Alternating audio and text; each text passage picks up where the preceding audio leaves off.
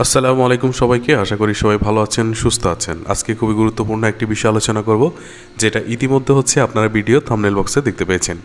ইসলামী bank Bangladesh পিএলসিতে 2026 সালের জানুয়ারি মাসে এসে আপনি যদি 3 লক্ষ টাকা এফডিআর করেন বা ফিক্সড ডিপোজিট করে জমা রাখেন, সেক্ষেত্রে আপনি কত টাকা পাচ্ছেন আজকের ভিডিওতে আপনি সেটা জানতে পারবেন। এবং আপনাকে কোথায় যেতে হবে, কী কী কাগজপত্র নিতে হবে, প্রত্যেকটি বিষয় আজকের ভিডিওতে থাকছে। সেজন্য অবশ্যই পুরো ভিডিওটি জুড়ে আপনাকে দেখতে হবে এবং প্রত্যেকটি বিষয় বোঝার চেষ্টা করতে হবে। প্রথমে চলে যাচ্ছি ইসলামী ব্যাংক বাংলাদেশ পিএলসি যে ওয়েবসাইট আছে, সেখানে গিয়ে আমরা দেখব যে তাদের বর্তমান যে প্রফিট রেট তারা ঘোষণা করেছে, সেই প্রফিট রেট কত সেই বিষয়টি আমরা দেখব। ওকে, প্রথমে দেখতে পাচ্ছেন যে ইসলামী ব্যাংকের একটি ভেরিফাইড ওয়েবসাইটে চলে আসছি। এখানে আসার পর তাদের যে প্রফিট রেটস অন ডিপোজিটের উপরে যে মুনাফার হার তারা ঘোষণা করেছে, সেটা কিন্তু নিচে দেওয়া আছে। এই জন্য সেক্ষেত্রে আমাদেরকে অবশ্যই প্রফিট রেটসে যে সেখান থেকে বের করতে হবে। আমরা দেখতে পাচ্ছি যে professional profit rates on Mudaraba, different types of Mudaraba. So এইখানে এসে আমরা যখন ক্লিক ক্লিক করলাম, ক্লিক করার পরে দেখতে পেয়েছি যে এখানে তাদের যে প্রফিট রেটগুলো দেওয়া আছে। তো 12 নম্বর পয়েন্টে তারা বলেছে মুদারাবা টার্ম ডিপোজিট স্কিম, যেটাকে এমটিডিআর বলা হয় ইসলামী ব্যাংকের পরিভাষায়, মুদারাবা টার্ম ডিপোজিট স্কিম। আর আপনারা যেটা চিনেন সেটা হচ্ছে ফিক্সড ডিপোজিট বা এফডিআর। আপনাদের কাছে এটা এফডিআর বা এমটিডিআর নামে পরিচিত। এই ক্ষেত্রে আমরা দেখতে পাচ্ছি যে 1 মাসের জন্য তারা প্রফিট দিচ্ছে 5.25%, 3 মাসের জন্য তারা বলেছে যে 9.50% তারা প্রফিট দিচ্ছে বর্তমানে, 6 মাসের জন্য তারা দিচ্ছে যে 9.80%, এবং 1 বছরের জন্য তারা দিচ্ছে 10%। এছাড়া তাদের এখানে 100 দিন, তার 200 দিন বা 300 দিনের জন্য স্কিম আলাদা করে দেওয়া আছে। সেটা অবশ্যই তাদের কাছে নিকটস্থ আপনি ইসলামী ব্যাংকের যে কোনো শাখায় গেলে বিস্তারিত জানতে পারবেন।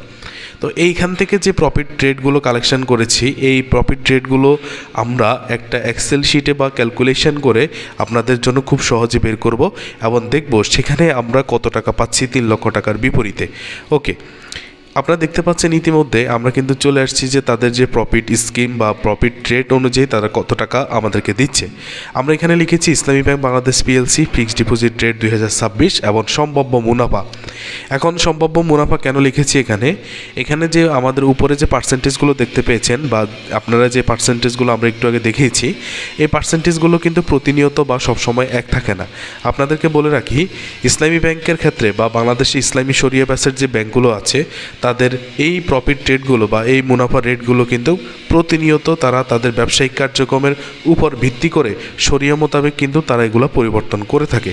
সেই সুবাদে আজকে যারা এই মুহূর্তে ভিডিওটা দেখছেন বা কিছুদিন পর বা অন্য কোনো সময় যখন ভিডিওগুলো দেখবেন, দেখার পর আপনারা কিন্তু এখানে যে প্রফিটগুলো দেখতে পাচ্ছেন এগুলোর সাথে হয়তো বা নাও মিলতে পারে। তখন এসে আমাদেরকে হয়তো কমেন্ট বক্সে আপনারা বলতে পারেন যে এই প্রফিটের সাথে আপনাদের মিলছে না। সেক্ষেত্রে আপনাদেরকে বলবো, নিচে দেখতে পাচ্ছেন আমরা কিন্তু একটা নোট দিয়েছি যে মুনাফার রেট যদি পরিবর্তন হয়, সেক্ষেত্রে অবশ্যই আপনাকে লাভের পরিমাণ পরিবর্তন হবে। এবং ব্যাংকগুলোর রেট সবসময় এক থাকে না, তাই নতুন আপডেটের বিষয়ে আপনাকে বিস্তারিত জেনে নিতে হবে। বিস্তারিত জানার জন্য নিকটস্থ যে কোনো ইসলামী ব্যাংকের শাখায় যেতে পারেন, অথবা তাদের যে বিভিন্ন ওয়েবসাইট আছে সেখান থেকে আপনি জানতে পারেন। ওকে, এবার চলে যাচ্ছি, আমাদের অ্যামাউন্ট হচ্ছে 3 লক্ষ টাকা। আমরা এখানে 3 লক্ষ টাকা দিয়েছি এবং আমরা এখানে লিখেছি উৎসে কর 15% এবং 10%। এই বিষয়টি একটু ক্লিয়ার করি, সেটা হচ্ছে যে আপনাদের যাদের টিন সার্টিফিকেট বা আপনারা প্রতিনিয়ত আয়কর প্রদান করে থাকেন সরকারকে, তারা যদি এই সার্টিফিকেটটি ব্যাংকে এফডিআরটি করার সময় ব্যাংকে জমা দিয়ে থাকেন, সেই ক্ষেত্রে কিন্তু আপনাদের ক্ষেত্রে এই যে লাভগুলো বের হয়েছে এখান থেকে 10% কাটা যাবে। আর আপনারা যদি আয়কর রিটার্ন বা সরকারের কোনো প্রকার আয়কর প্রদান না করে থাকেন বা আপনাদের যদি ওই রকম আয়কর সার্টিফিকেট নাও থাকে, সেক্ষেত্রে এই যে প্রফিট থেকে আপনাকে 15% উৎসে কর দিতে হবে। আমরা সাধারণত জানি যে বেশিরভাগ সংখ্যক গ্রাহকেই এফডিআর করার সময় কিন্তু টিন সার্টিফিকেট অনেকের কাছে নেই, বেশিরভাগ সংখ্যক মানুষের কাছে নাই। সেই ক্ষেত্রে আমরা এখানে 15% ধরেই কিন্তু এখানে যে হিসাবগুলো আছে এই হিসাবগুলো করেছি। সেই পরিপ্রেক্ষিতে আপনাদেরকে বলি, 3 লক্ষ টাকা আপনি যদি ইসলামী ব্যাংকে 1 মাসের জন্য রাখেন, আপনি পাচ্ছেন 1313 টাকা। এখান থেকে উৎসে কর হচ্ছে 197 টাকা কাটা যাবে, বাকি ট্যাক্স কাটার পর আপনি পাচ্ছেন 1116 টাকা। এবার আপনি যদি 3 লক্ষ টাকা 3 মাসের জন্য জমা রাখেন, সেক্ষেত্রে আপনি পাচ্ছেন 7125 টাকা। আপনার থেকে 15% উৎসে কর কাটা যাবে 1069 টাকা এবং সর্বশেষ আপনি পাচ্ছেন 6056 টাকা। এবার আপনি যদি 6 মাসের জন্য 3 লক্ষ টাকা জমা রাখেন, সেক্ষেত্রে আপনি 14,700 টাকা পাচ্ছেন ব্যাংকের পক্ষ থেকে এবং 15% যদি আপনার উৎসে কর কাটা যায়, সেটা হচ্ছে 2,205 টাকা। আপনি সর্বমোট 3 লক্ষ টাকার বিপরীতে 6 মাস পরে 12,495 টাকা পাচ্ছেন।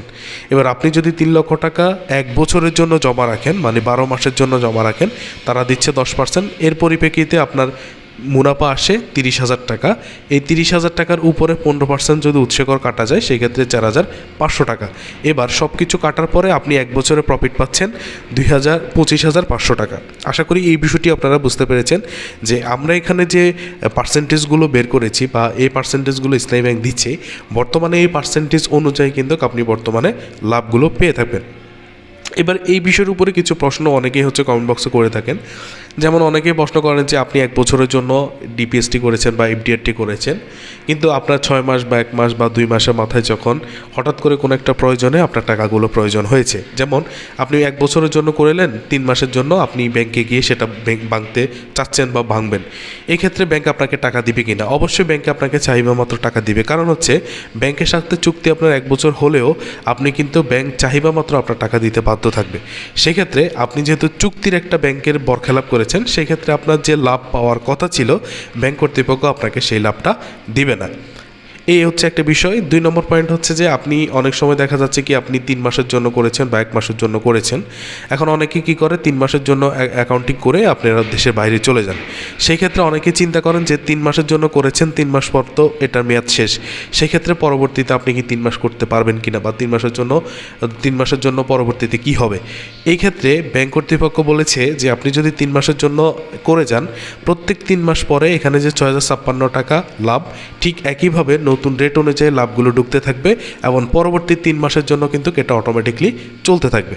সেই ক্ষেত্রে আপনাকে যদি আপনি বিদেশে চলে যান বা বিভিন্ন জায়গায়ও চলে যান, যদি আপনার টাকাটার প্রয়োজন নাও হয়, সেক্ষেত্রে কিন্তু আপনার এটা অটোমেটিকলি চলতে থাকবে। তার মানে এফডিআরটি পুরোপুরি স্বয়ংক্রিয়। আরেকটি বিষয় বলে রাখি, সেটা যে এখানে যে আপনি 3 লক্ষ টাকা জমা রেখেছেন, বেশিরভাগ ব্যাঙ্কগুলোতে ফিক্সড ডিপোজিটের উপরে আপনার কিন্তু এই 3 লক্ষ টাকার উপরে কিন্তু 3 লক্ষ টাকা জমা থাকার শর্তে আপনাকে 80% পর্যন্ত লোনের সুবিধা দিবে। যেমন আপনি যদি 3 লক্ষ টাকা পর্যন্ত এফডিআরটি করে থাকেন, সেক্ষেত্রে আপনি 90% পর্যন্ত অবশ্যই লোন পাবেন। সেক্ষেত্রে অবশ্যই নিকটস্থ শাখায় আপনাকে এই বিষয়ে বিস্তারিত যোগাযোগ করতে হবে। এবার এই অ্যাকাউন্টটি করতে আপনাকে ইসলামী ব্যাংকের শাখায় কী কী কাগজপত্র নিতে হবে, সেজন্য আমরা এখানে আপনাদের জন্য সাজিয়েছি যে অ্যাকাউন্ট খোলার জন্য যে কাগজপত্রগুলো রয়েছে, সেটা যিনি অ্যাকাউন্টটি করবে তার voter ID card, passport, driving licence অথবা জন্ম নিবন্ধন, এই 4টি ডকুমেন্টসের যে কোনো একটি থাকলেই গ্রাহক কিন্তু অ্যাকাউন্টটি করতে পারবে এবং এটার ফটোকপি অবশ্যই নিতে হবে। গ্রাহকের 2 কপি পাসপোর্ট সাইজ ছবি নেবেন। অবশ্যই অনেকে যে ভোটার আইডি কার্ড থেকে বের করেন, এরকম কোনো ছবি চলবে না, আপনাকে অবশ্যই সদ্য তোলা একটা ছবি আপনাকে নিতে হবে। নমিনি তার পছন্দ ব্যক্তিকে অবশ্যই নমিনি প্রদান করবে। নমিনি একান্ত তার ক্লোজ ব্যক্তিকে, যেমন তার বাবা মা, ভাই বোন, স্ত্রী, এই ধরনের ব্যক্তিকে তাকে নমিনি মনোনীত করবে এবং নমিনির voter ID card, passport, driving licence অথবা জন্ম নিবন্ধন, এই ডকুমেন্টসগুলো যাদের আছে যে কোনো একটা থাকলে নমিনি তাকে সিলেকশন করতে পারবে। এবার নমিনির পাসপোর্ট সাইজের 1 কপি ছবি অবশ্যই সেখানে নিতে হবে। এই ডকুমেন্টসগুলো থাকলে ইনশাল্লাহ আপনি কিন্তু ইসলামী ব্যাংকে একটি এফডিআর করতে পারবেন। আশা করি বুঝাতে পেরেছি। এই ছিল আজকের ভিডিওটি যদি ভালো লেগে থাকে অবশ্যই সকলের মাঝে শেয়ার করবেন। আরেকটি বিষয় যে আপনারা যে কোনো ভিডিও পেতে বা আপনার যে ব্যাংক সম্পর্কে পেতে অবশ্যই আমাদেরকে কমেন্টস করবেন। আমরা চেষ্টা করবো যে প্রতিটি বিষয় আলোচনা করার জন্য। সবাইকে ধন্যবাদ জানিয়ে বিদায় নিচ্ছি। দেখা হচ্ছে পরবর্তী কোনো ভিডিওতে। সে পর্যন্ত সবাই ভালো থাকবেন, সুস্থ থাকবেন। আসসালামু আলাইকুম ওয়া রাহমাতুল্লাহ।